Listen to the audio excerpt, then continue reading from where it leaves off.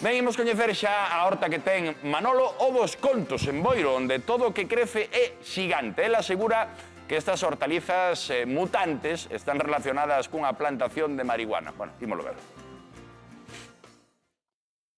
Compañeiros, estamos en Cabo de Cruz, en Boiro, porque hai un home que asegura ter sandías, cebolas e diferentes produtos da horta mutantes. De feito, está aquí. Manolo, que tal? Como estamos? Hola, Manolo. Hola, que tal? Buenos días. O primeiro que vexo estar aquí, ademais dun patio curioso, é que pon aí Casa Jabalí 197. Jabalí era meu sogro. Eu casime ca filla do jabalí e metime na guarida e agora son un bicho máis. Esa é a miña muller. Hola, que tal? Bos días. Díxome teu marido que che gusta moito Juan Fuentes. No, meu, porque como vexo sempre casi xa por aí, agora de momento. Ranchos morenos de barbiña ou que? Eu tiña antes barba grande. A ti facíaste un aire a Juan Fuentes de novo, non? Sí. Compañeiros, Di Manolo que él de novo se parecía a Juan Fuentes. Este aflou dúas gotas de auga. Bueno, parecémonos algo nos ollos. Está como entre Pablo Escobar e Juan ollos, Fuentes. Sí. Manolo, a ver, que me dixeron que tiña sandías mutantes. Esta pesa 12 kilos 100 gramos, ahora mismo. É pouca sandía. Pero tú vienes de 15, Estarán drogadas, ao mellor.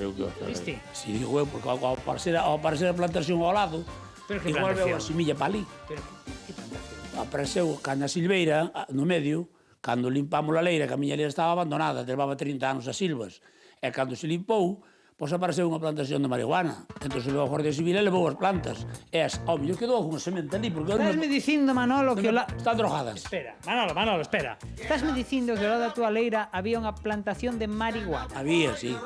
E non sei de quen era, plantaron, a gente plantou, pero ali apareceu. Manolo, vaya figos, Pero son grandísimos estes figos. O tomate tamén é grande, o tomate, sí. Pero dis que o tiveches máis grande. Sí, de quilo e medio. Había tomates que tiña que meter unha rede para aguantalos, se non rompían buena ponla. Espera un momento, pero vaya cebolóns, Manolo. Sí, pero nunca estuven tan grandes. Esta teve... O de marihuana tiveron que levar, Un polvillo pasaría para ali. É isto de aquí? Oh, ese é pequeno.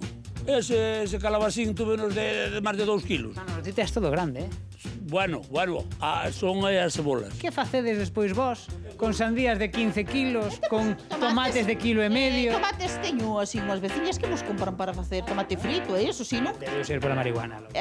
Bueno, que marihuana, home. Penso que é o esterco que lle boto, O esterco. A base é o esterco como é mezclado cas obras que trae do supermercado, iogures, plátanos, masáns, faltan o sansón. Pero a marihuana foi certo que apareceron as plantas. E cando limpamos a leira había unhas silvas moi grandes, e veu o tractor limpar, e cando veu as varas plantadas ali, e para, que aquí hai algo. E fomos a mirar, mima había por unhas 25 ou 30 plantas, e por chamarmos a Guardia Civil, e veu e legounas. Pues ainda hoxe non se supo de quen era, porque como iba a haber problemas... Non eran vosas. Non, Vale, eu pregunto. Vale.